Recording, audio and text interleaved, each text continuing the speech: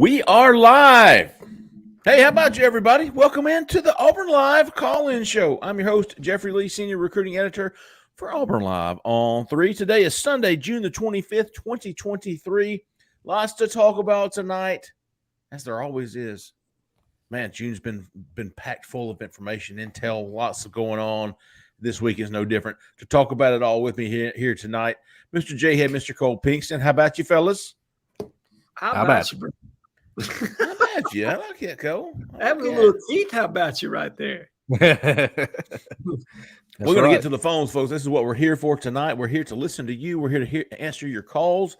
And give us a call, 701-779-9585. We'd like to talk about what we want to talk about on Thursdays.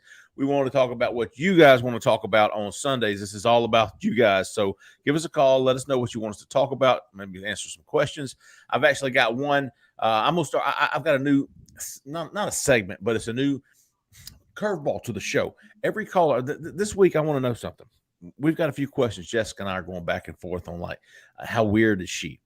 There you go. So everybody likes watermelon, right? Yes. I like watermelon. I don't know about everybody, but I like watermelon. Okay. Number one for me as far as fruit goes. Do you or do you not salt your watermelon? Yes, 100%. Depends. Jhead, what the heck, dude?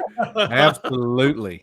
Absolutely. It's all the shit out of it. Sometimes you bite into it, it's just right. You know what I mean? It's sweet enough. There's nothing else you need to do. Other times, you got to add some salt, man. So it all depends on the watermelon, what shape you find it in, brother.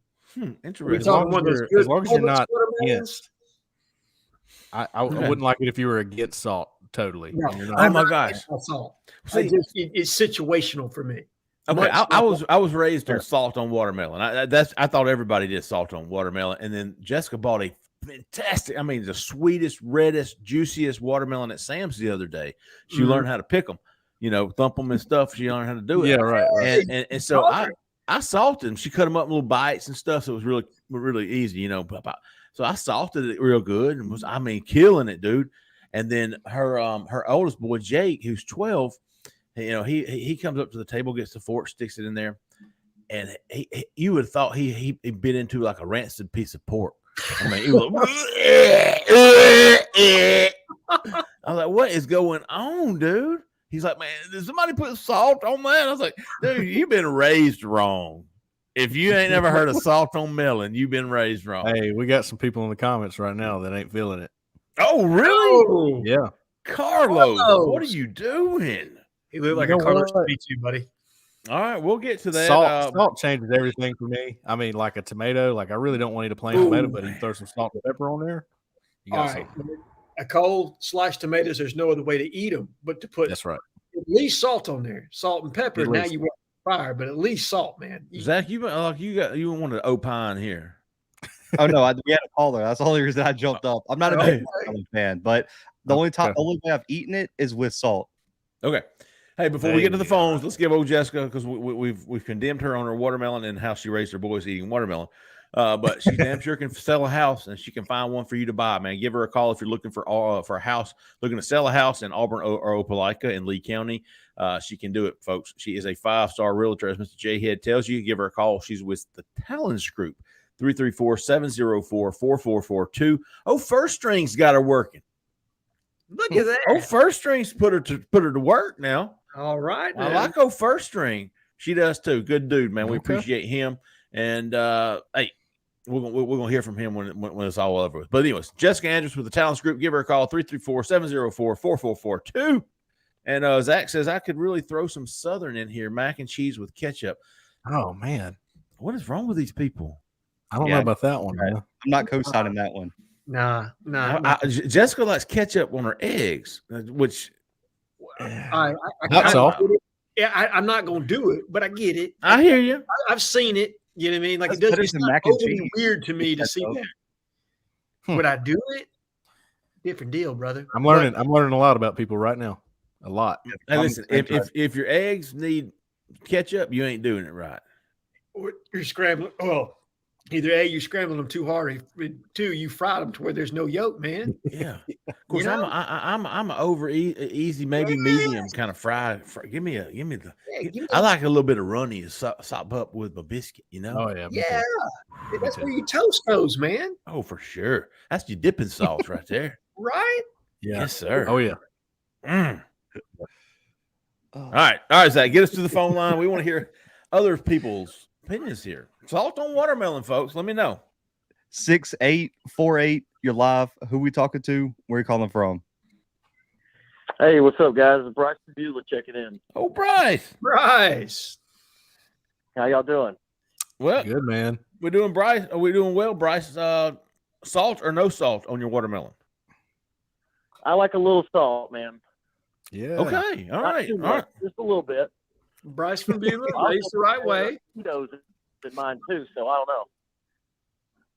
There you go.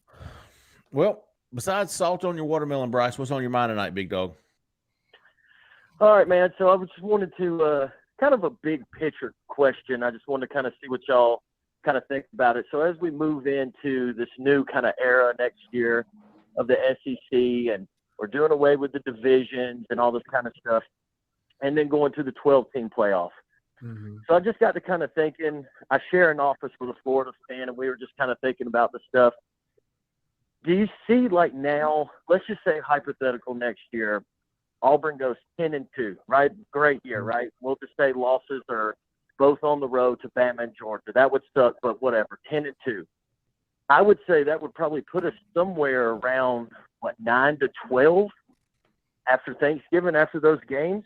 Where's Alabama and Georgia ranked? Maybe like the SEC championship game is going to maybe like lose a little bit of the prestige, because it's like, yeah, I know the purists would be like, hey man, the goal is to win a conference championship. And for the last 20 years, if you win the SEC, you're probably squarely in the mix for a natty. Mm-hmm. Yeah. But do you think that there's maybe like a way that, like if we're 9-10 or something, we're squarely in the playoff? Does it even really matter? I mean, we don't have to play that extra game, but we're in the dance, right? We saw who was that tore his ACL for Alabama a couple of years? Was it Mechie? Like they lose that guy, or whichever one, Jamison Williams, whichever one got hurt, and they blamed the whole season not winning on obviously losing that guy. So just play an extra game and all that, but I just want to get your thoughts. Like, what do you guys think? Do you think it's more important, obviously, just to get into the dance, or do you think, the conference championship is still the goal at the end? I'll hang up and listen. Thanks, guys. Appreciate your call, Bryce. Jhead, jump in here, big dog. So I think it's two-pronged, Bryce, because I can see both sides of the coin. The first one, if you're in the dance, does it matter?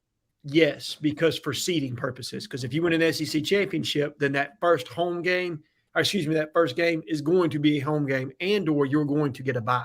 So it's beneficial to you to win the conference championship from that standpoint, to get that extra week of rest when other teams are having to play. So from that standpoint, I can see it. But I also see the SEC championship game losing some luster. Think about it in basketball now. When Auburn won the SEC basketball tournament, people were excited, right? But not like they were when we went to the Final Four.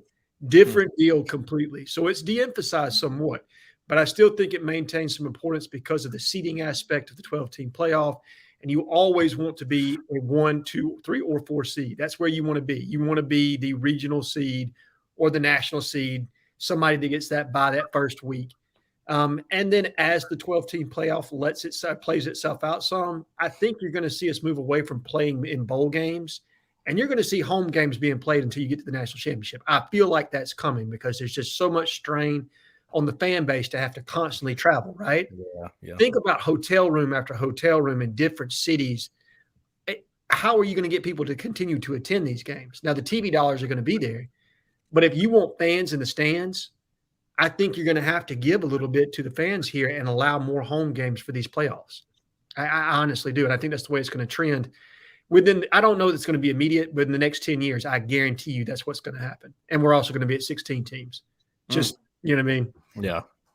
I think there's going to be more money. You're going to want more teams. There's going to be more money. There's going to be more home games. Sounds good to me. Good stuff, Bryce. We appreciate it. Cole, you want to jump in here? No, I think that's perfect, man. Pretty much anybody that's in the SEC championship game is probably going to be in the 12-team playoff, wouldn't you think? I would love playoff. Winner and loser. Winner and loser will probably make it. Yeah. Imagine the atmospheres. Playoff home games. It's going to be supposed to be home games, and then the second, third, and championship round or whatever it is are all bowl games. But the 5 through 12 seeds, those games are supposed to be home and homes or whatever. 5 through 12. When does this? Then the quarters. Yeah, 2024. Quarters, semis, and the actual national championship will all be played on the road, which to me is just too much, man. It's just way too much. Wow. Can you imagine being able to afford as a fan? Think about all right. So I would say all of us on this platform right now, on this panel, we're middle class guys, right? Think about what it costs to travel to to the Peach Bowl just in Atlanta, up the road, and what it's going to cost you for a hotel room, a ticket, food for your family. You know you're going to buy gear, all other kinds of stuff, man. You're in the $2,000-$3,000 before you even sit straight, and that's just going to Atlanta or New Orleans. Yeah, I mean, think about California. Not happening. Not for me. Man, I'm gonna watch it on TV. That's right. Right. All right, Zach, keep us going, big dog. Good stuff, Bryce. We appreciate your call, man. 2822. You're live. Who we talking to? Where are you calling from? Yeah, my name's Cole, and I am calling from Knoxville, Tennessee. Cole, what's happening, big dog? All right, Cole. Oh, just doing it up on a Sunday afternoon, jumping on the show. Are you a salt on the watermelon guy? Absolutely, man. Thank you. Yeah, I knew his name's Cole. I knew he was going to be on the right side. If it's not salt on the watermelon, I'm not sure what it is. Okay, Cole. Okay. What a statement. Yeah, I grew up in Alabama, so I've just moved to Knoxville recently. But how do you like it up there? A couple questions about recruiting. Yes, please do. Yeah. So obviously, we're all aware. Last weekend, really, Twitter went crazy, and I have a group chat with me and a few of my friends, and we're like, how many silent commits do we have? What happened? Do we have something big going on? And then later in the week, I was just having a conversation with one of those guys, and I was like, do you think this is just part of Hugh's deal? Do you think this is just part of his strategy that, hey, we're going to blow up Twitter to make all these kids feel like, hey, this is home, man. This is special. It's a big deal that you came here. Or do you actually think that we got some big news that is just kind of closed off right now? I think each of us have our own takes here. I have mine. I'll give you mine real quick. This is what I think happened the other night. I think they're all those visitors were in the same room together. One of them committed, and everybody went to Twitter because it's a big deal. They wanted that kid to feel special. They wanted it to feel like, hey, I don't care what you're ranked outside of here. This is a big deal. You are a big deal to us, and this is a big deal, and we're going to treat it like. And I think some fans didn't feel that way, but I don't think Auburn, the players that were in that room, the coaches that were in that room, they don't give a shit, man. They were excited. That was me. I don't. Anybody else? I mean, do y'all think that was a response, and that started with Damari? Yeah. There were coaches and there are other players jumping in. Am I being too? No, I think you're right. I think it was a combination of somebody committed and let's get it all hyped in here. Where we're at right now. Let's show them, hey, this is what we're going to do when you commit.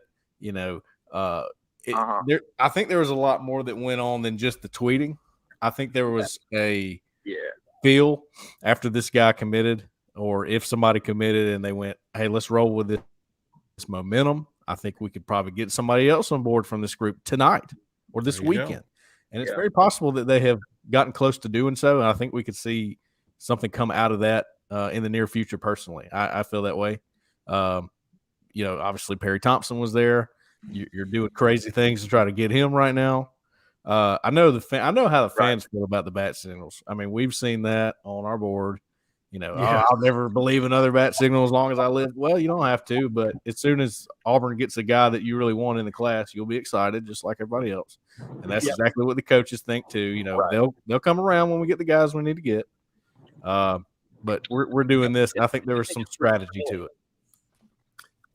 I think it's pretty telling, like where Auburn fans have been mentally when we get a 3-star commit and we have huge recruits on campus and we still have complaints about what's going on. It's like, dude, obviously Hugh and his guys know what they're doing, because we're having players on campus that I just don't know that would have been there if we have the same guy as we had. Look at the offensive linemen that were there just last week. Right. And Cole, you said it. Auburn fans are acting this 3-star dude. It was a 3-star. Odds are it's a 3-star because I don't think it was Perry Thompson. If it wasn't Perry Thompson, then it was an offensive lineman. Correct. So you're talking about Auburn fans going, "Oh man, we got an offensive line, an offensive lineman, an SEC offensive lineman. He's going to play in the SEC. These guys are. All those guys are. All those guys that were here last week. Am I mistaken? I'm not. I mean, I don't think it's a big secret, anyways. Unless they choose Clemson, then they're probably playing in the SEC. Right. And I'll say this: or Georgia Tech, with regard to offensive line recruiting, in and of itself, it is easily the hardest position to evaluate, and it is the most developmental position on the field. I firmly believe that. Mm-hmm. So sometimes, now look, I am not one of these people that say stars don't matter. They do, in my honest opinion. They matter in the aggregate, your collection, your group. You know what I mean? The large majority need to be 4 and 5 stars more so than they need to be 3 stars, because I think recruiting services on the whole are pretty good at IDing those guys. I honestly do. Now, there will be 1 or 2 here or there that I would have a discrepancy on, but that's, that's minor. But offensive line is, you see it all the time, and you've seen it at Auburn. Calvin Ashley and multiple others that have been massive busts because they had all the physical prowess, but the makeup was just mentally wasn't there. The maturity wasn't there. There was something that was missing. So that's a position, realistically, in my opinion. This is my opinion, not anybody else's.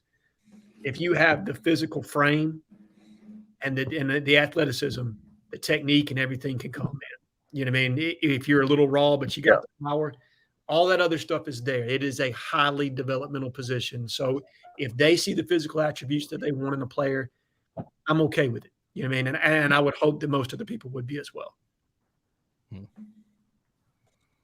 I feel the exact same. I think we should get on board. Anytime we have an offensive lineman at this point that commits, at least for the next 3 years, we need to be excited about it, because, man, it's just been dry, for a long time in the offensive line room. And whatever we can get, we need to take. And I think our fans need to be excited about that. Well, and that goes for other teams. I mean, I want you to take a look at who does Georgia have committed on the offensive line in this class? Who does Alabama have committed in this class? Yeah. I think both have developmental prospects because of the nature of the position. And so Auburn fans right now are kind of in a situation where they're constantly comparing themselves to the Joneses, right? And they want to be seen as elite. They are sick and tired of feeling like they're second rate. You know what I mean? Like, that we're never going to get to where we want to be, which is a national championship caliber program. That's where they see themselves. That's where they want to be. And anytime that there's something that seems that's even a little bit derogatory or doesn't exactly encapsulate the highs that they want to feel at all times, it's just, there's just a little bit of fallout. But I would like everybody, if at all possible, to maintain some kind of just level, steadiness through this recruiting cycle. And let's see where we are come December. Let's not freak out just yet in June. Over a recruit whose ranking may rise, may not. But, there's a long way to go. And I just hope everybody kind of maintains that mindset. Yeah. They're coming to Is put you there up. you guys are around the program more obviously than I am. Is there an overall excitement you think down there right now about the trajectory of where things are going on campus versus this time last year? Yeah. Yeah. Oh man. I mean, it's night and day, dude. A lot of excitement, a lot of optimism, Cole. A lot of optimism. Yeah. A lot of confidence. Yeah. Appreciate you, Cole. Good stuff, man. Yeah. But hey, but people on our message board, the corner Auburn Live on 3, the message board, they were like, I'm giving up on bat signals. Those bat signals a week ago, were you getting a commitment? Those weren't like, oh, I hope we are, or maybe we are. It was, hey, dude, we just got a commitment. Correct. All right, and I think it was Mandingo, but it was like, so why haven't we heard from, dude? It's strategy, and I think Cole alluded to this earlier. You're talking about building momentum. Like this kid could have already done it. There are blocks being set. All right, I mean, this is strategery. Yes, George Bush, I love you. Strategery. So I like what Jay has said about, you got to think too, how many re-ranks are there in terms of like when they're going to evaluate these 2024 prospects until they sign? At least one. At least two. At least, yeah. At least And two. we talked about Khalil House showing out at these camps, Mm-hmm. any momentum, if that's him, like if it's House. But Auburn fans have amnesia because about 2 years ago, the board would have celebrated like that for any offensive line commit, especially someone who possibly could play tackle. Right tackle. Let me just throw this in there as well. I was at the Under Armour camp in February for the Southeast region. They do it in different regions of the country. This is your Southeast region down here in the Atlanta area, Carrollton, and Khalil House was there. He was going against guys like Sterling Dixon, Jordan Ross, Jamonte Waller, and he won MVP. And I thought there was something to it at the time. He visited Auburn not too long after that, and I said, "Hey, man, they talking to you about an offer yet?" He goes, "Yeah, they're talking about it. Probably want to see me in camp." I said, "Fair enough." Saw him in camp. Hugh Freeze offer him, and here we are. And Ole Miss wanted him bad. Obviously, anytime Hugh Freeze gets a chance to stuff Lane Kiffin in a locker, he's going to do it. Hey, also, what he needed to see. Well, Khalil House, I don't know if anybody knew this or not, but he visited Stanford this weekend. Yeah. Okay. High academic kid. Mm-hmm. Stanford doesn't bring kids on visits that don't qualify. Oh yeah, and we've heard the but the competition. Houston County is pretty good. There's that. All right, Zach, keep us going, big dog. 5960. You're live. Who we talking to? Where are you calling from?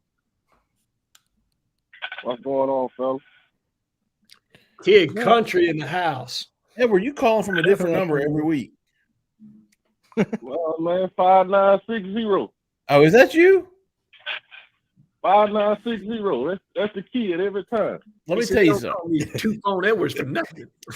Listen, Edward could settle this right now. Edward, salt on watermelon. Salt on the watermelon, man. What do you say? No salt. Are you serious? You just broke my heart, dude. My biggest fear in the world is high blood pressure.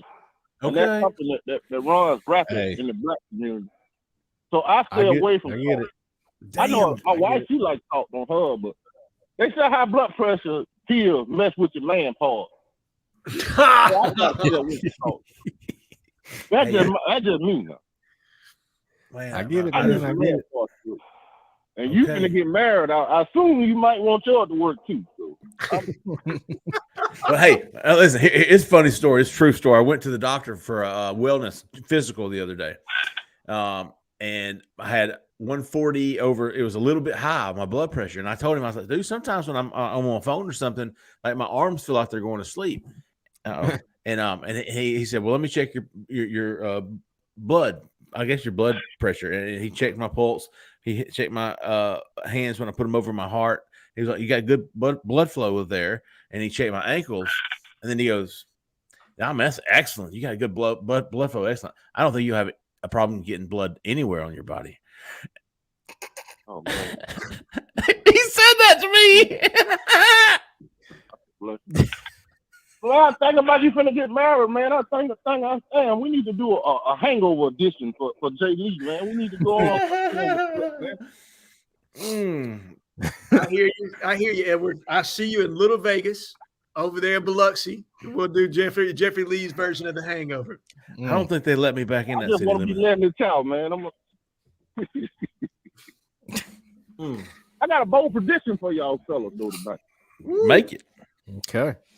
Peyton Thorne will be a top 3 quarterback in the SEC this year. Top 3. Okay. Who you got as your top 2? 92 already in the league. Who might be the most experienced quarterback in the league right now? Shit. Got to be the kid at Rogers South Carolina, right? Oh, yeah. Rattler. Will Rogers at Mississippi State will probably Rogers. be in that conversation. Rogers and Spencer Rattler, I would think, are probably your 2 most experienced quarterbacks. Okay. So he probably at least 3 or 4 most experienced, right? Yeah, I would say so. All right. As far as P5 starting experience. Did anybody think Bo Nix would lead Auburn and go to Oregon and was damn near Heisman contender? He just had a better man in his company than Caleb Williams. Sometimes a change of scenery is good, man. Oh, absolutely. Peyton Thorne walked into a good situation for these reasons. Michigan State had a decent team, but I got to give him the same benefit I gave Robbie, same benefit I gave Holden, same benefit I gave TJ. Devin Leary, yeah. He's in a better situation than he ever probably been. Mel Tucker is a defensive-minded head coach. Hey, Edward. He's with somebody right now that he fit Hugh's system. After going back, I watch a lot of film, man. After going back looking at it, he fits what he wants to do. It might kind of seem like a stretch, but don't be shocked, man, if Peyton Thorne put up some big numbers, man. Everybody else quarterback situation in the air. Alabama, Tennessee, you don't know what you're going to get out of Joe Milton for real. You can't have no faith in Spencer Rattler. You don't know what they're doing in Texas A&M. I mean, what they're doing in Florida. Georgia don't have a proven starter. It looked all good in practice, but they haven't did it on the field. Not bad. It's not bad. I can follow it. And you're in a Hugh Freeze offense, quarterback-friendly offense. That's what I'm saying. Better offensive line, better receiving core. He want to throw the ball around to put on a good showing. He got a quarterback I believe he's gonna have trust in, man. He gonna let the guy throw the ball, man. Michigan State throws to open up the run. Shit, he'll finna come out blazing guns, man. We ain't got nothing to lose this year. True. We the dark horse for real, but this Auburn team is scary, man. I'm telling you, it's scary, man. Some people ought to be, and they ought to be aware. They was 13th and all of that in the SEC, man. Oh, come on. Okay. Y'all follow Auburn just as long as I have. You know this the kind of season when Auburn make their most noise. Yep. There's nobody expect for them to come in and make a championship run Gus Malzahn first season. But they did it. There's a lot of confidence on the team as well. There is. These players believe that they're not going out there to win 6 or 7 games. Let's put it that way. And I will say this about quarterbacks. Talked to a player 2 or 3 days ago. Went up there being nosy. Ran into this guy. I was talking to him. He said Peyton Thorne is the dude. Like, he's really good. All right, and this is the guy's the defensive lineman, and he was like that. He's the guy. He said, "Let me tell you something though, Robbie. The way he has responded, he said Peyton has raised Robbie's game. Like Robbie has responded extremely well to this competition. I mean, he's a competitor. We all know this. He's a damn mean ass competitor. Yep. You know, he wants to kick his grandma's ass in carts and then tell her he loves her. And Robbie's somebody that go, regardless of Peyton start or not. That's another card that Hugh got in his back pocket. Robbie gonna play a big part of his offense, whether he's the starting quarterback or not.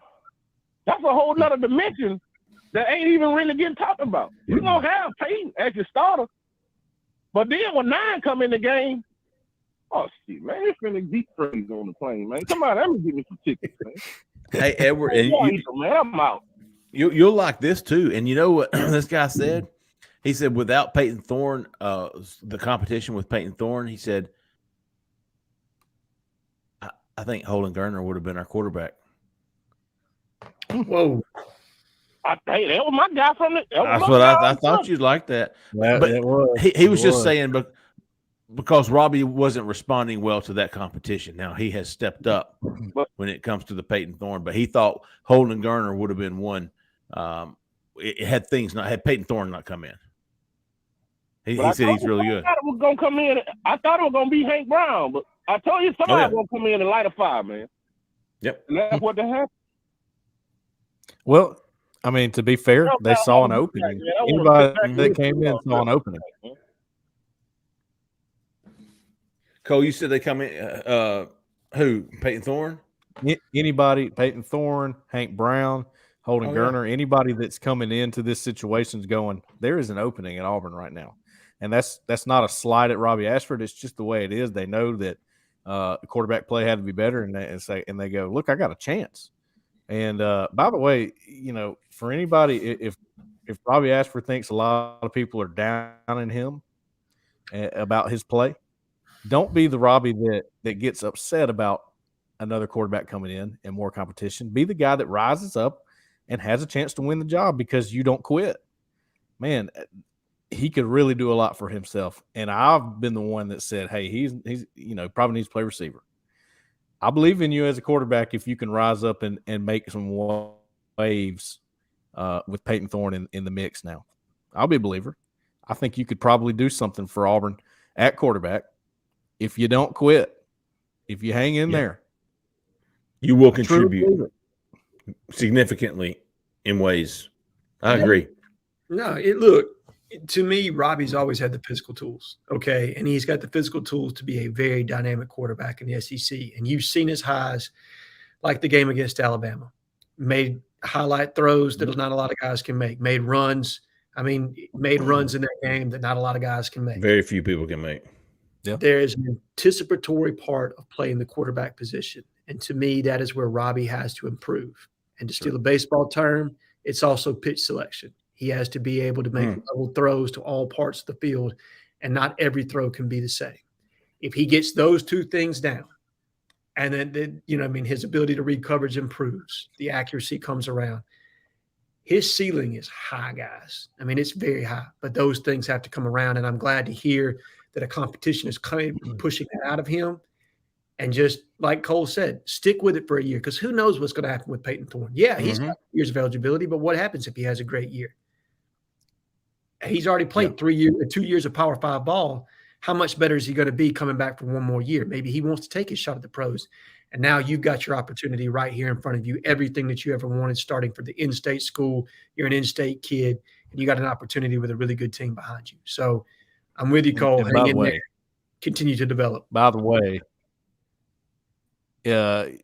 whoever was talking about the injuries to John Mechie and Jameson Williams for Alabama, I just have no sympathy whatsoever for that argument. Injuries are part of the game. Next man has to be ready. That's how you coach. That's how you win games, because you're going to lose some big-time players in the process of every season. It happens to everybody. And when you have the number one recruiting class over and over and over again, you better be ready. Yeah. If you don't have somebody ready to go, you're not doing something right. And I'm not talking specifically to Alabama. It happens to everybody. Everybody goes through injuries to key players. And it could be Auburn with Peyton Thorne if he's a starting quarterback. Robbie Ashford better be ready to go. Well, what I took away from it, Edward, is that Auburn's got a damn good quarterback room. They got 3 damn good quarterbacks, and that's not counting the true freshmen coming in. Correct. Good stuff, Big Edward. Appreciate you, kid. Keep us going there, Zach. 2-1. excuse me, 7-6. You're live. Who we talking to? Where you calling from? Oh yeah, this is Chris from Helena. Chris from Helena, is that what I heard? Yes. Chris, do you eat watermelon? Yes, I do. No salt. Come on, Chris. Holy. Great day in the morning. I had no idea we had this many Yankees on the show. High blood pressure. Okay. Hey, I'm right there with you, big dog. So I'll allow it. I'll allow the high blood pressure. Well, listen, I got a bone to pick with PFL. Okay, get into it, brother. Why is Florida ahead of Auburn when you lose your first round draft pick and you got Graham Mertz and nobody can find 6 wins on their schedule? And you got Arkansas, Mr. Net Brace running the offense. You never know what they're gonna do. And you got Pete Golden running the defense at Ole Miss. He shit the bed with all the talent he had at Alabama. What are you gonna do when you get to Ole Miss? We have less talent when you get to Ole Miss. Yeah, I don't understand that.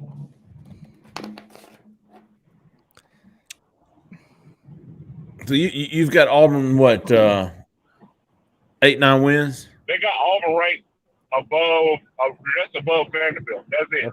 Yeah, the Auburn. Who's this? PFF. I saw it the other day. PFL.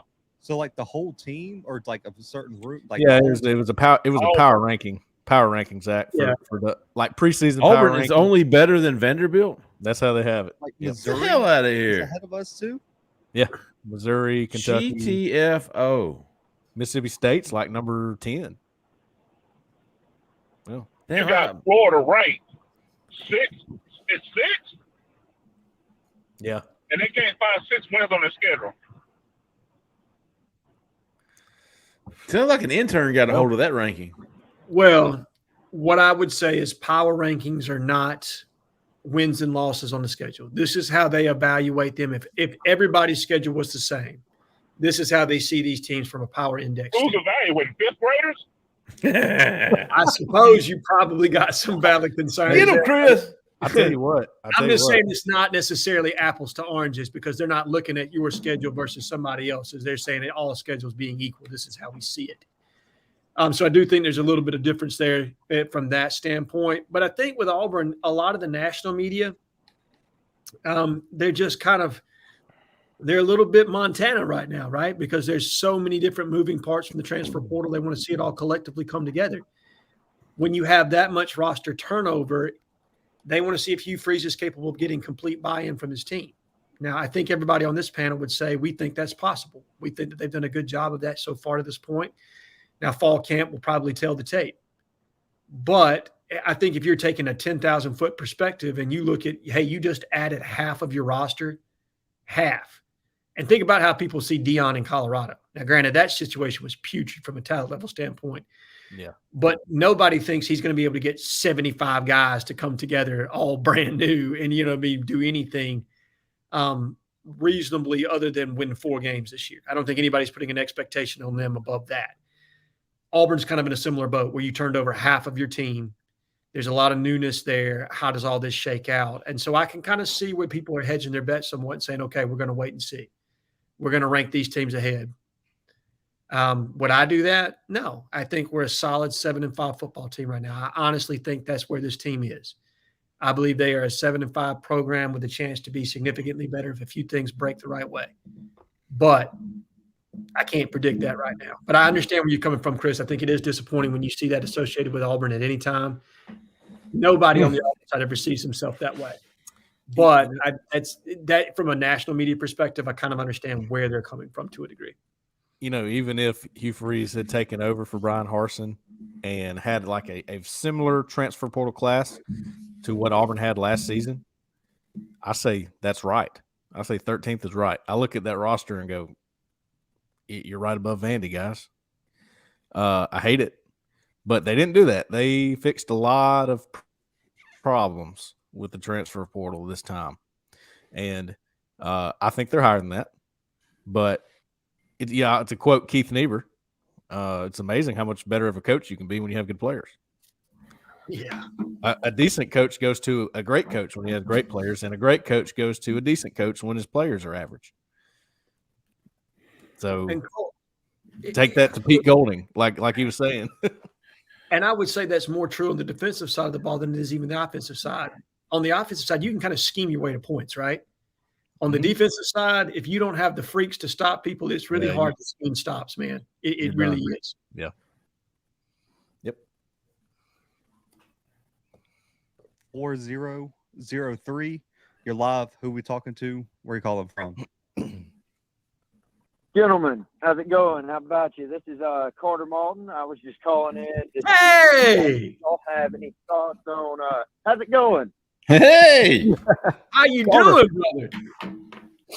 brother? I'm doing pretty good. I just wanted to call in and see. I got a list together of who I think are going to be our commitments before football season, if everything goes as we hope it will. And I wanted to rattle them off and see what y'all think. I'm gonna start. I think Khalil House is 1. I think DJ Barber 2. Riggs 3. 4. I'm gonna go Wyatt Simmons. 5. Blockton. 6. Jalen Crawford. 7. I'm a little iffy on maybe Red Morgan, and 8. I think Talmua. I would almost go at least 7 out of 8 with you there, Carter. I'd go with 6 for sure. Yeah, I like 6 for sure. I would teeter on 7. I think I'm thinking about 7 from that list. Who do you think the iffy one is the most? Probably, even though I've heard good things, probably Preston Talmua. It's just one of those that's sort of new. You know, we don't know how Auburn's going to fare trying to get a guy from Hawaii. That's tough. You know, we know Alabama's in the mix to some extent. So for those reasons, I think that one's tough. And then Red Morgan, I've thought about putting in a prediction for him, but I think if Auburn really, really wanted him, they could have him, and they might want him that bad. But it's hard to tell where certain safeties are on the board right now. Hey, I thought I was muted. Have I been making noises or anything? No, you're good. Okay. Carter, I didn't have a problem with the first 6. I think, Riggs. I really do. It's still a toss. That we have a great chance of getting DeAndre Carter if we can make a few things happen, and like you say, proof of concept. But I don't really feel very confident about him. That's why, and I do think a dark horse. If you look at the class, I think a dark horse, like Jhead said a few weeks ago, could be Zaquan Patterson. What do y'all think about that? I think that's one we're going to stay into the end. Do I know that we're going to get him right now? My intel doesn't say that, but I think that's one we're squarely in, like more so than a lot of people will give you credit for. I agree. I'm with Jay Lee that Riggs is probably more 50-50 than I would have given him credit for several weeks ago. Yeah. Red Morgan to me is a question because I don't know where they're going to press on the safety board. Preston Talmua, Oregon's a problem there. I mean, I think that's going to be a hard one to get over. I think Auburn can do it, but it's going to be a hard one to get over. And then the Carter kid, my gut tells me he's going to end up at some place like Texas that's going to pay top dollar. That's what my instincts tell me there. So, but Zaquan Patterson, yes, we're in it. I mean, I firmly believe we're in it, and this is one that could come down like a K and Lee on signing day where nobody was expecting that to happen, and then Zach pulls a rabbit out of his hat on them. Sure. Yeah. I'm going to go visit Preston in July. There you go. Yeah, there you go. I'm serious. I mean, we're going over there, right, to get married? Yeah. And I was talking, he lives near Honolulu. We're going to spend the first few days in Honolulu. Dude, if I go by there and interview him, get a couple of pictures, spend an hour, I'll write that shit off. Report. Yeah. Go ahead, Shannon. I'm going to write it off, big dog. Put some salt on some watermelon and enjoy it with him. You got some salt on the watermelon, don't you, Carter? Hey, that's damn straight. You bet. Even that Bama Bride. Carter, you be looking for something coming from me to your address, okay? Heck yeah. I will you know what? I will send it to Jeffrey and on Instagram. What are you gonna send? Oh, I thought you were talking about the picture. I sent you. Yeah. No. No, Jhead sending it to you. Yeah, it's coming to me from my address, brother. So just be on the look, okay? Sweet. Thank you so much. Thank you all. Appreciate you, Carter. Tell you the Bama Bride we said hello. Absolutely. All right, y'all take it Carter. easy. See you, buddy. Great call. Love it. Hayden's got a good question here. Where would the class be? I don't know about the ranking because somebody asked, I think it was last week, it's like, if you've got Auburn at number 9, like, who are they leapfrogging? And then you look at the top 12 and you go, damn, I don't know. Yeah. Like, there's some stud teams 1 through 12. Auburn's going to have to hit some – they're going to have to hit some home runs. You know what I mean? There's no question about it. You're going to have to get your Cam Coleman's. You're going to have to make a move on somebody that we're not expecting right now to get into that top 10. Those guys that we just mentioned, even if you got all 8 of them, dude, you're still looking at 11 or 12 as a ceiling, right? Yeah. I would say you're probably closer to 15. I think you're going to have to get a 5-star. Dude, those top 10 classes, go look at those commit lists.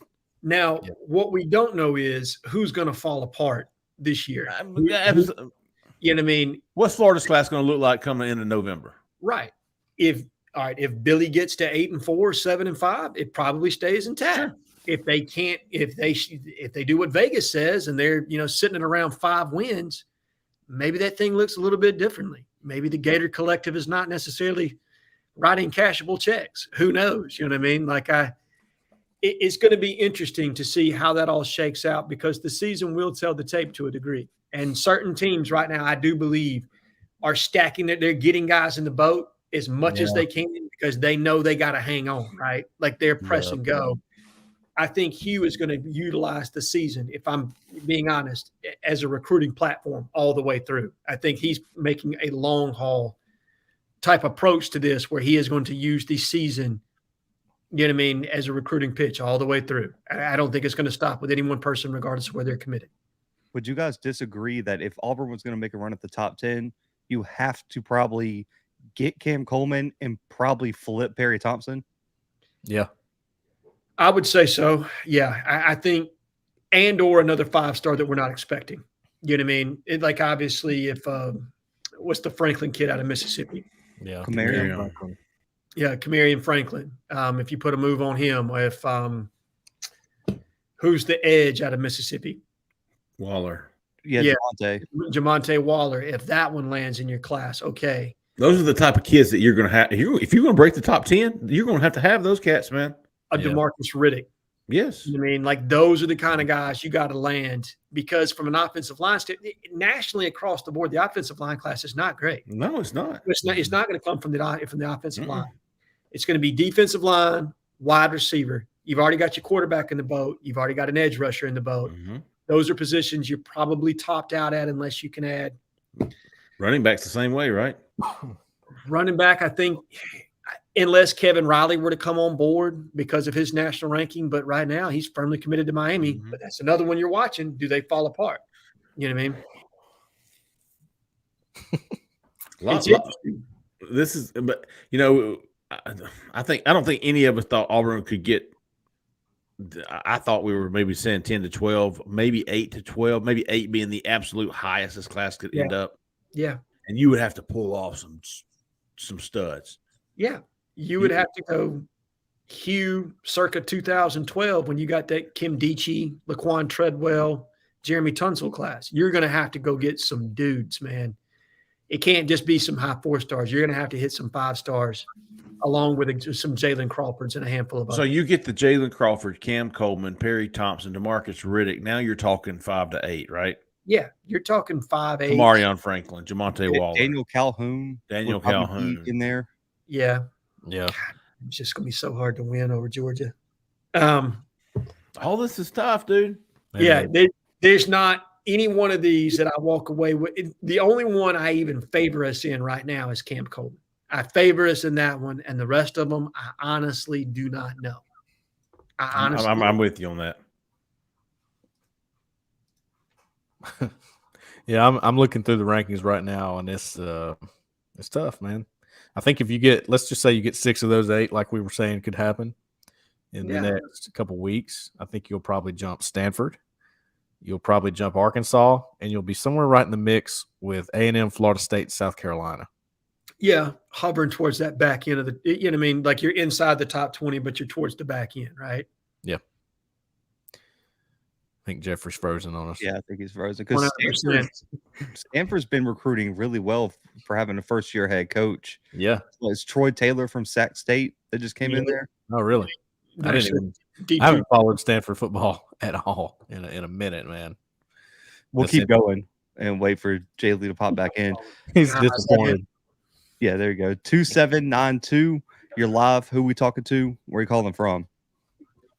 Hey, this is Steven from Winston-Salem. What's up, man? Yeah. What you got, man? Hey, I was the one that called in with that comment last week, who you jump over, and Jamonte Waller was going to go to Penn State, but he didn't. So I was just going to give Jhead a shout out on that one, but I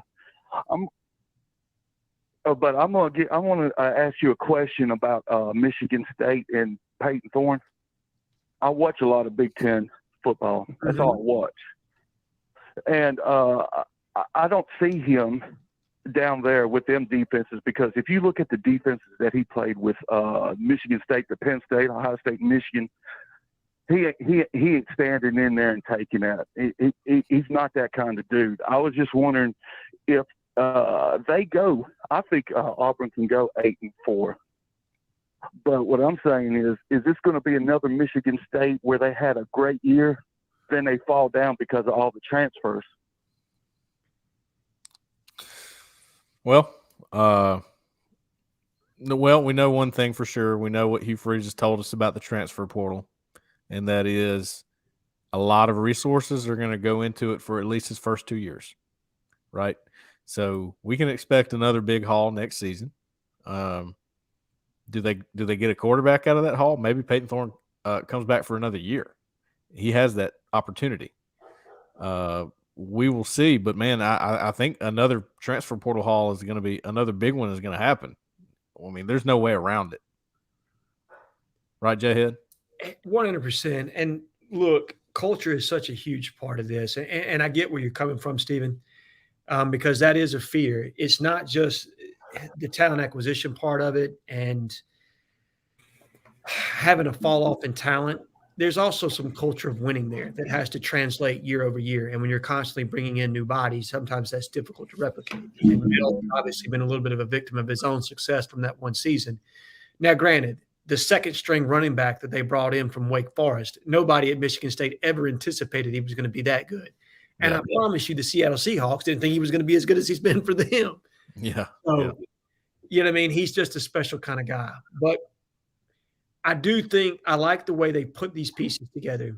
I do think that the transfer portal is going to play another big factor, but I like the way they're tiering it with the high school recruiting. I think Michigan State's issue is transfer portal wise, they hit and then they flop the next year, but the high school recruiting wasn't there to go along with it, hand in hand. It wasn't married up the same, where their rankings fluctuated in the high 20s to low 30s on the recruiting high school side of things. I think their highest class being 22.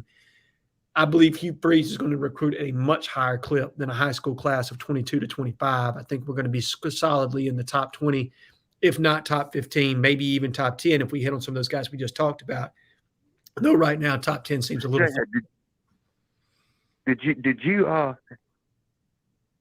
have you watched any tape on Peyton Thorne? I have. He's really going to be a SEC quarterback. I think it all depends on the supporting cast around him and how they scheme things for him. I didn't love the way Michigan State kind of ran their offense last year. I didn't think they always made things advantageous for the quarterback, and I do believe he was injured somewhat. But I think in a solid RPO, run play action type situation where he has a legitimate running back where you can't, even if they roll the coverage, you can't cheat the back. I think he's going to be okay from that standpoint. Now, is he going to go out and win games for you? I don't know that, but I think he can manage the game in a way that can allow Auburn to be successful. And success, when I say successful, I mean 7-5 to 8-4. And really, I'm expecting 7-5 to get Auburn back to some level of competent play, because we were so far beneath where we need to be. I mean, look, you said you're a Big Ten football fan. You saw what Penn State did to us last year. Auburn fans' pride was hurt in that game, man. We don't ever want to be in that kind of a situation. And our inability to produce on offense, competent production on offense, killed us in that game. And back to Edwards' call too, man. Playing for a defensive coach over there. Now he's playing for more of an offensive-minded head coach. Offensive-minded head coaches tend to be maybe a little bit more aggressive when it comes to certain things. That could be the case for the transfer portal. Maybe he didn't want to do that over and over again up there at Michigan State. Didn't work out. Mel Tucker, that's the name I was trying to come to there. Yep. We know Hugh Freeze is going to attack it. We know he's going to attack it with, his personality, number one. NIL, that's going to be a big part of transfer portal, and Auburn's got it. Okay. We know that much at this point. They've got it. They can handle the portal when it comes to NIL. So they're going to do that again. And then, as far as him playing in the SEC, man, Peyton Thorne, when the caller called in earlier and asked, who are the quarterbacks? I think it was Edward again. Yeah. Who are the quarterbacks that are better than Peyton Thorne? Well, my mind immediately went to, okay, who has the best cast? Yeah. Who has the best supporting cast? Because Kentucky, Devin Leary, he's pretty good, but does he have the pieces he's going to need? I don't know. That's why I'm hesitant to put him up there, even though I know he's a good quarterback. But I look at the guy, Carson Beck at Georgia, and I look at whoever's going to be the quarterback at Alabama and go, now you're going to have a lot of help. And the quarterback at LSU is no slouch. That's Jhead Daniels, and then obviously his backup is obviously very talented as well. So they've got a very good quarterback situation. The point is, I think Thorne's probably got, besides a Coleman that they had over there at Michigan State and a Reed, the guy that just went pro, I think he's going to have a good running game with him. I think he's going to have a good offensive line in front of him for the most part, at least maybe slightly above average in the SEC. Pass protection should be pretty good, and you got some weapons at receiver now. I think you got some pieces. All right, appreciate it, guys. Thank you, Stephen. Hey, was Stephen a salt guy? We didn't ask, Jeffrey. Oh, my God. I'll leave you guys for 5 minutes. I know. But, see, he's from Virginia. So he's from South Virginia or is he from that Northern Virginia area?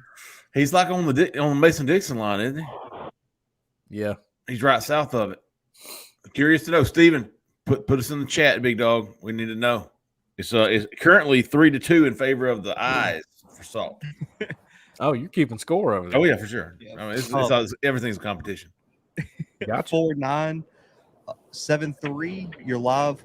Who we talking to? Where are you calling from?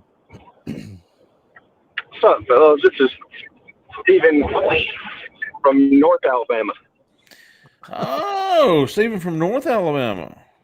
Definitely a salt guy. Stephen Queef. Yeah.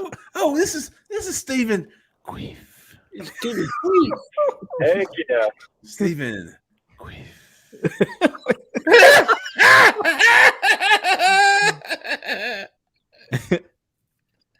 Yeah, he's definitely a salt guy. Talk to me, Stephen. So this is kind of a two-part question. I normally listen on Mondays and Tuesdays, so I'm not sure what all has been discussed, but you've always said that with players that Alabama wants, it's kind of a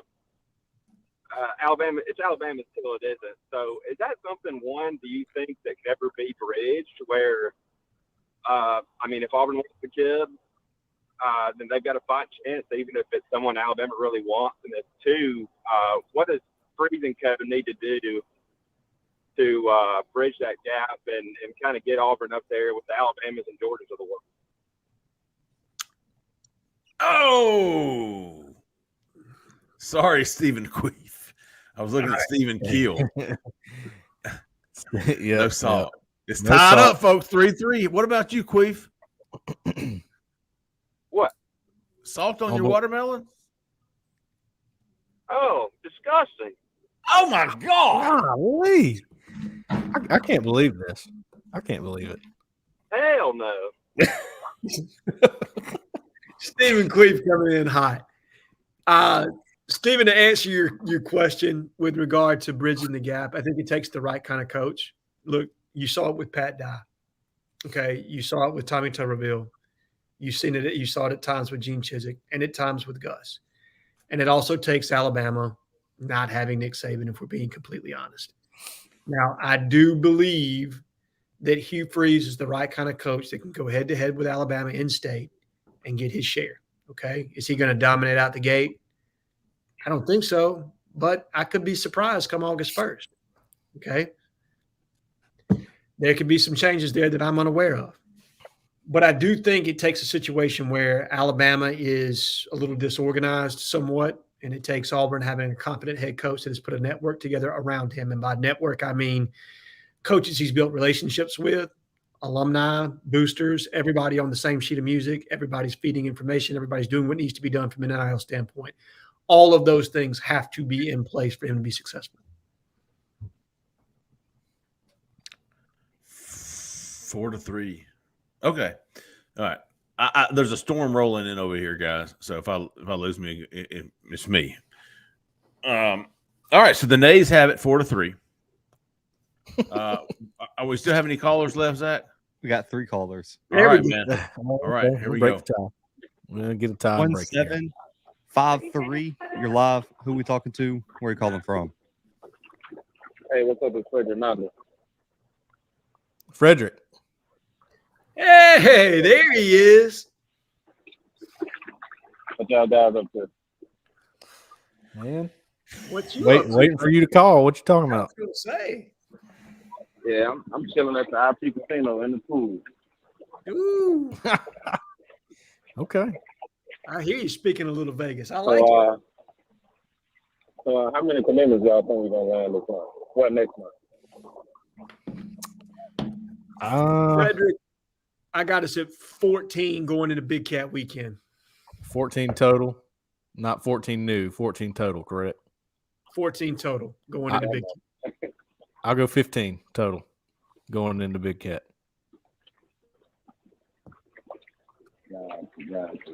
And have y'all heard anything about Stevion Galloway? Yeah, I reached out to him today. He was a guy that visited. I want to say those pictures he posted were from his old visit, but I don't know that for sure. He hasn't gotten back to me yet, but that was a guy that camped at Auburn last summer and stood out and got an offer and just decommitted from LSU. Don't know too much about him yet, to be honest, Fred. When did he decommit from LSU? This week, earlier this week, I think. Oh, man. So, what's the deal with Zion? Say that one more time. What's the deal with Zion Ferguson? Are we in on him or committed to North Carolina already? Yeah, he's already flipped and committed. Yeah. Well, all right. That's all I wanted to know. What's the scoop, Frederick? You can't get out of here without giving us the Perry Thompson scoop, man. Oh, I just told you. Stay tuned next month. Okay. He said what? He said pay attention to the next month. The question of the night, too. Oh, yeah. Salt on your watermelon, big dog? Man, I don't do no salt on the watermelon. Golly. Man, y'all are missing out. Let me just tell you. Listen, I want you to Google salt on. Listen, it's actually recommended. It brings out the juices. This is unbelievable. Frederick said not on my watermelon. I feel like I cover like Wisconsin or something. Do I cover Wisconsin? Not Auburn, right? Can't be Auburn. Freaking Rutgers. You think Jeffrey had a rant about 55%? Guess what's about to happen if we don't get some more votes on this watermelon with the salt? We did just have a Penn State fan call in. Somehow. Hey, who didn't eat salt? to his credit, Stephen Keel's been a good caller, man, and he's actually called multiple times. You know, he's been a very good caller. He has. We carried him over from that game, which he probably has a little bit of confidence about. I don't blame him. I'd have some confidence too. They beat the brakes off us in that game. Sure did. Sure did. Multiple people are posted in the chat that On 3 just reported that Quinterly just transferred from Bama. Really? So, I mean, as a grad transfer, I assume, because Lord knows he's been in college for like 10 years. Yeah, Tipton. There you go. Quinterly's the only person that was in college longer than me, man. Right. He's pretty good too, right? Well, yeah, he's good. Mm-hmm. I'm a basketball novice, but yeah, he's good. I'm a novice. Yeah. I'm not a huge fan of that kid's game. Really? Right. No. 2622. You're live. Who we talking to? Where are you calling from? This is a coach in Phoenix City. Hey, there Coach. he is. Yes. What's Very up, Coach? Hey, guys, I don't have much time, but in listening to you, I'm not sure it's so much how many wins Auburn gets this year. It's how do they play in the losses? Yeah. Do they show up?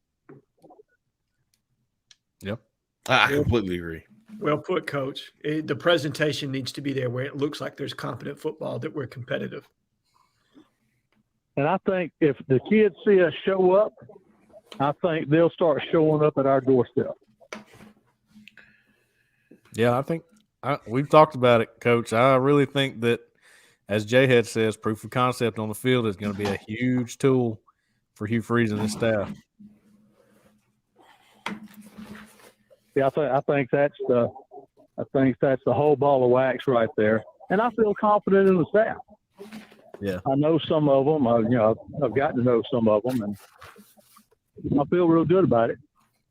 We'll just see how it turns out. We got to get the chemistry right. Coach, I am curious what you think about Auburn's upgraded receiver room and Coach Marcus Davis there.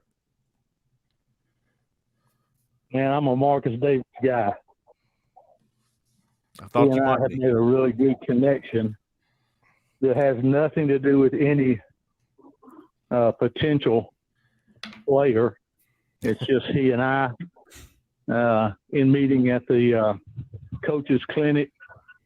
We just kind of clicked as we talked about things, and really like him a lot. Good young man. Feel good about it. The upgrade in the receivers room, I like it. I'm not sure it's exactly where I want it to be, but can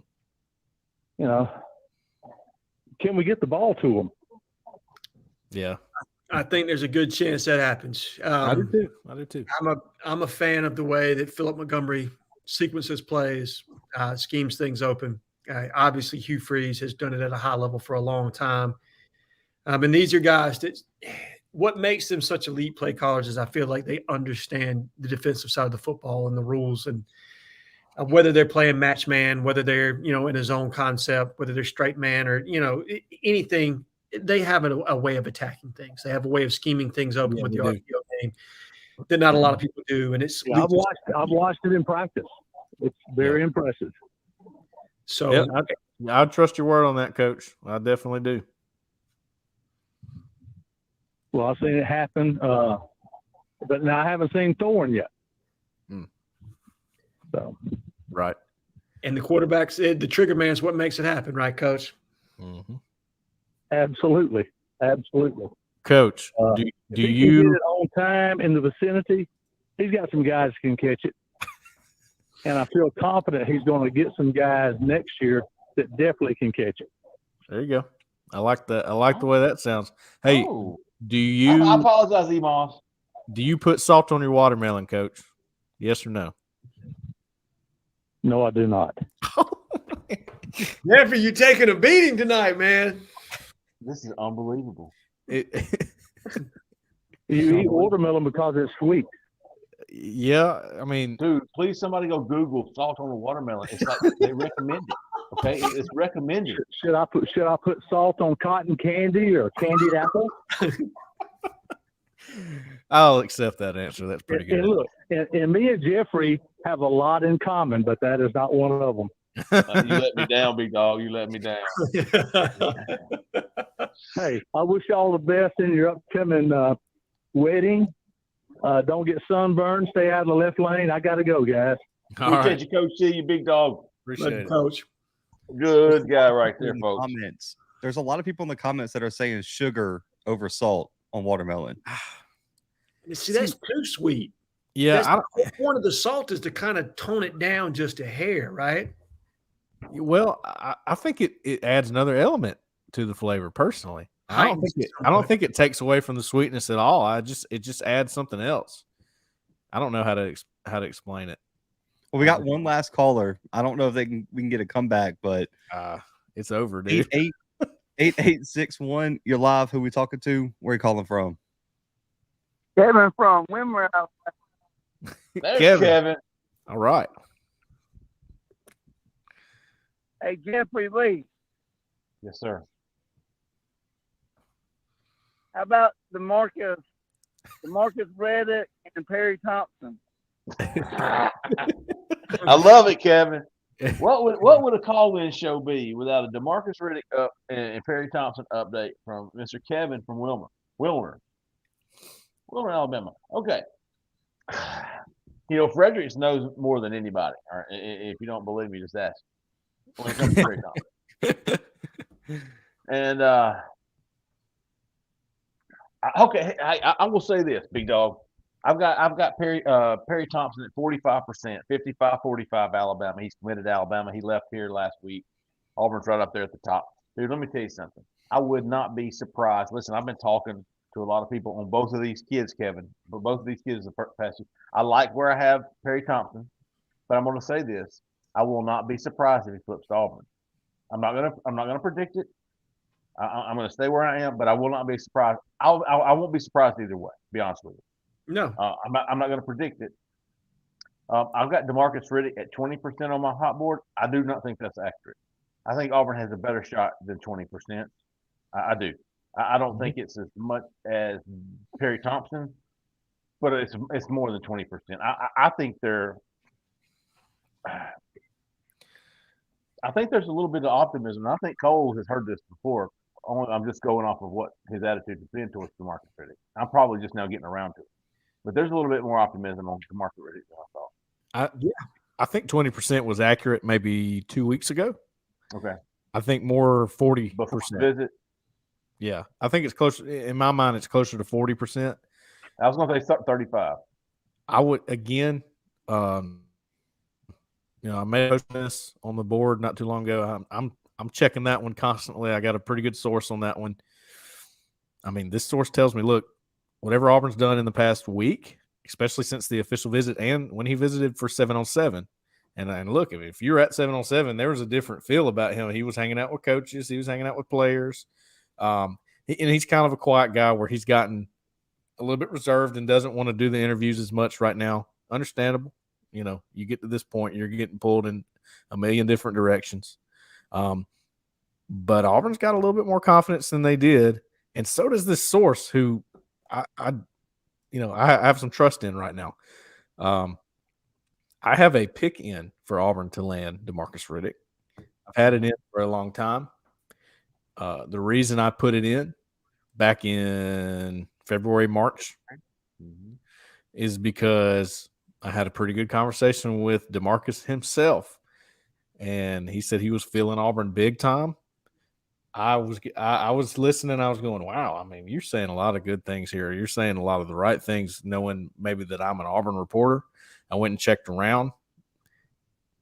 It was legit. I from several different sources. Things changed along the way. Georgia came back in. Alabama jumped in there and just about made him flip. But for some reason, he hasn't done that yet. He wants to make sure it's on his mother's birthday, which is July 26th. I would absolutely not be surprised if it's Alabama. But I'm getting closer to where I wouldn't be surprised if it were Auburn.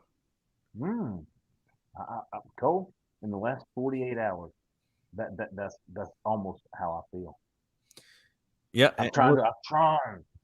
I know. Jhead, don't let me be gone. Yeah, and I'm not for this reason. Because just like the news was all Georgia for Joseph Phillips until it wasn't, with these two, I feel that it could very much happen the same way. I think it could be, and I've heard positive buzz on both. I have, but I would never predict it because it can be positive Auburn all the way until it's not, guys. And we know that business deals happen at the very last minute. So for that pure reason, I am hesitant to predict either one of those two to Auburn because you know what you're up against. You know that, listen, Nick Saban knows that a Perry Thompson flipping to Auburn sends a message to everybody else in the SEC. Okay? That's a message. All right? A Hugh Freeze landing a DeMarcus Riddick over Kirby Smart, that's a message to everybody in the SEC. And those guys are going to do everything within their power to ensure that does not happen. Right. Okay? Because of that, you talk about them having final decisions the same week, July the 26th, July the 28th, 29th for Perry Thompson, DeMarcus Riddick. You're talking about Auburn flipping a kid from Georgia and flipping a kid from Alabama, both of them borderline phosphor recruits. Yes. That's tough. Yeah, it's tough to do. Now, if Auburn pulls it off, that sends shockwaves, right? Big time. Yes. That's the biggest set of shockwaves we've seen since Reuben Foster flipped from Alabama to Auburn. And do you remember how massive that was? Now, look, ultimately Reuben flipped back, but do you remember what that was like when that went down? I mean, it was massive. It was absolutely massive, and it put everybody else in the league on notice. That's right. That would do the same thing here. Now, once again, I'm not going to predict it. You're never going to hear that from me. I'm going to let Frederick stuff me in a locker. If that comes down, damn it, I'll be glad to be wrong. Okay. Glad to be wrong. But I know what it takes to flip a kid. I know what it takes from those two specifically. And that's just, I'm going to have to see it to believe it. And Hugh Freeze, make me a believer, baby. Make me a believer. For clarification, I am still giving a slight edge to Alabama with Riddick.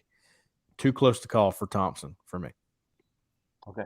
I feel good. I'm going to stick with 45 on Perry. Yeah. And I'm going to be wrong there. I've already told you guys that. The same way with Cam Coleman. I'm going to be wrong at 55 for Auburn with him. I feel DeMarcus Riddick it's not fair to our subscribers. That's not accurate from what I've learned. No. 20% is not accurate. Cole, 40, I'm okay with that because I still think it's 60-40 that he's not coming off. Right. Yeah, right. And then that leaves me some room to bump it up maybe to 45. We'll see how July goes. Still a month for both of these guys. Yep. But I'm planning to update those boards this week. There's a lot of stuff coming out of this week, and DJ Barber just got back from Arkansas. Yep. You know, was Travis Williams able to maybe give him something more to think about? I will say this: I've been texting people. I apologize for all the nitpicking. Plus, I had to go to my phone because my computer is 2015, by the way. But I did order one today. It'll be there you go. But DJ Barber, I feel very good about DJ Barber, even after Arkansas. Me too. Okay. So that was a good weekend. Khalil House is back from Stanford. Still feel very good about Auburn with him there. Khalil House told us he'll announce Friday. I think everybody here has got a very confident prediction for Auburn. Who's somebody else should we be on the lookout for? Jalen Crawford. Jalen Crawford. Definitely. Has he set a date yet? He hasn't, but I think early July is what we're hearing. Yeah. So in the next 2 weeks, you got Khalil House this week, and then the next week, that first week in July, you potentially got Jalen Crawford, Malik Blockton. Who's July the 8th? DJ Barber. Potentially, yeah. 8th is Blockton, and then we think Barber probably early July. Okay. Yep. Obviously Jamison Riggs could do something at any time. Simmons could do something at any time. I'm looking at Riggs, man. And I put this in my hot board on Riggs. Georgia Tech. Did you see who they picked up today? No. Before we started the show? C.J. Jackson. Who we haven't talked much about. He put Auburn in his top group. Auburn sort of recruited him. I don't know to what extent exactly, but he was a guy that they, looked at it at the edge position. He is a 4-star on 3, I believe. Shit, he's a top 100 player. I think they got him number 75 overall. Yep. Mario Craver, they're in the thick of it with him. And look, if I've said this on the board numerous times, if he's looking to commit today, I think Georgia Tech is where he lands. I'm being completely honest. Now, maybe he decides to wait. Do what? Yeah, I've been working the Georgia Tech angle, trying to figure out what's up with Riggs, Craper, and they're not. This dude's not convinced they'll take Craper. I don't know what's wrong with that dude. He's a damn good football player, right? Yeah, he's fantastic. Yeah, I think he's a very good football player. Yeah, he's Auburn, a very good football Georgia player. Tech and Florida. You would think one of those 3 schools would take it, especially with the teammates here. I think he could still end up at Florida or Auburn, but Florida's got a couple guys on the outside that they're really heavily looking at. Number one of those is a flip from Miami, was a guy that we were targeting at one point. Oh God, I'll think of his name here in just a second. But they've got a couple guys on the outside that they're heavily looking at adding before they get to a Mario Craver. And it's a similar situation for Auburn. I think Auburn's looking at outside wide receivers, and maybe they have a spot for us, another slot wide receiver. I think it's a very similar situation. Hey, do y'all want to hit a little lightning round? Hey, it's a fantastic call tonight. We appreciate everybody. We have anything, Zach? We got a few. We'll hit a couple. Did I tell y'all that I had to go to my phone? That's on my. Okay. You good, man? Cam Miller. What are the chances we land at Ryan Davis? Goodbye. Goodbye. Who said that? Did y'all hear that? It's the caller. I heard it. Oh, it was the caller line. Yeah, that's right. Oh, Jessica's got on here. Ryan Davis. I'm thinking maybe Ryan Williams. Yeah, I'm assuming. If we get Coleman and Perry Thompson, that could set a precedent for wide receivers. Very true. Think about this: Coleman, Thompson, and Kane all on the same field. That's pretty. Ryan Williams, I just don't see it. Not right now. I've heard there's a couple of people I've talked to that felt like it could happen, and they still feel that way, but I'm not buying it. To me, landing a Ryan Williams would mean that Nick Saban is retired. Okay. If that happens in the next 2 years, yeah, I could see it. But right now, I think they're going to absolutely sell out to keep that kid. I think he's a generational talent. I'll tell you what, Jhead, on that note, I don't think Nick Saban's going to retire in the next 2 years, personally. I mean, what else is he going to do? He's said that before. Go sit on the lake and, but I tell you what, it's gotten a little tougher to sleep at night with Hugh Freeze over there at Auburn. It sure has. I think it's gotten tougher in the SEC, period. Yeah. I honestly believe that. I think certain advantages that they once had, they still have, but they're not as much of an advantage anymore, if that makes sense to anybody that's paid attention to this show. If you're an Auburn fan and you've gone through this entire Nick Saban era of Alabama and you put up with this as an Auburn fan, first of all, you're tougher for it. Good job.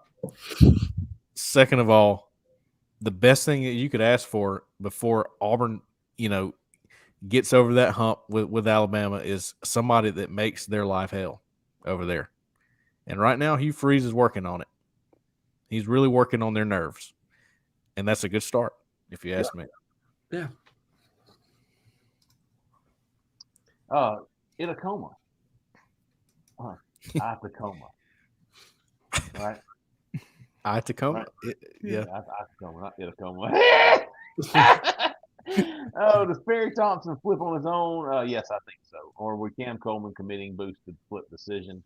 Probably wouldn't hurt, but I don't see Cam Coleman announcing anytime soon. I think Perry Thompson's going to make a decision by the August 1st.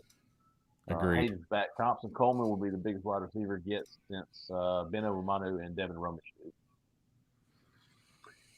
Yeah, they're probably the two biggest ones ever, right?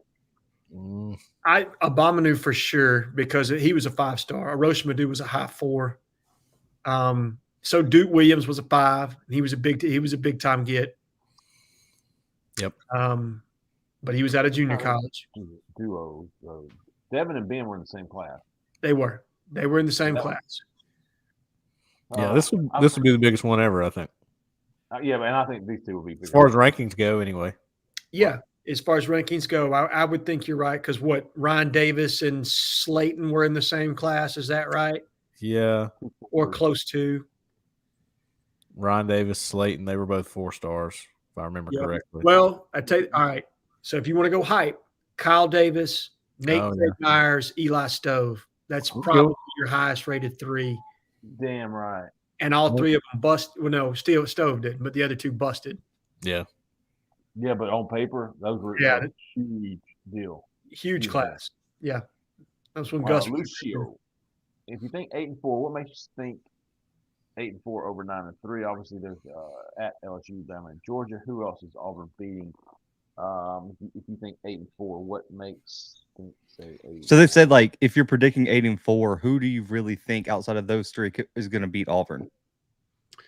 I think we've all kind of almost a consensus on this show agreed 7-5. Yes, 7-5. I think if things broke absolutely the right way, 8-4 is doable. But I think we all think there are depth concerns, right? Like once you get beyond the 2 deep, I think you're a little concerned about your depth going through an SEC season and the grind that you go through, somewhat. And if the guys, if the guy that's not a starter isn't ready to play, what does that do to your offense or defensive production? So the depth just isn't where it needs to be for me to feel like we're better than 7-5. I do like a lot of the pieces that we have on this team. I do. Texas A&M's got a lot of talent. I think we can beat them, but they got a ton of talent, man. When Jimbo's recruited out of his mind down there. Ole Miss has a very good quarterback. Lane Kiffin calls plays better than anybody in the country. I honestly believe that. Does he have the kind of team that can beat us again this year? I don't know. But I like what they've been able to do offensively. And Arkansas. I think Arkansas is an underrated team, and you got to go to Fayetteville. KJ Jefferson's coming back with a ton of experience. You've got one of the best running backs in the SEC. And I'm interested to see what Travis Williams does as the defensive coordinator for the Arkansas Razorbacks this year. Can his scheme with a 4-down front and him simplifying some things, because Barry Odom, while he did a beautiful job of scheming some things up, his defensive system is very complex as well.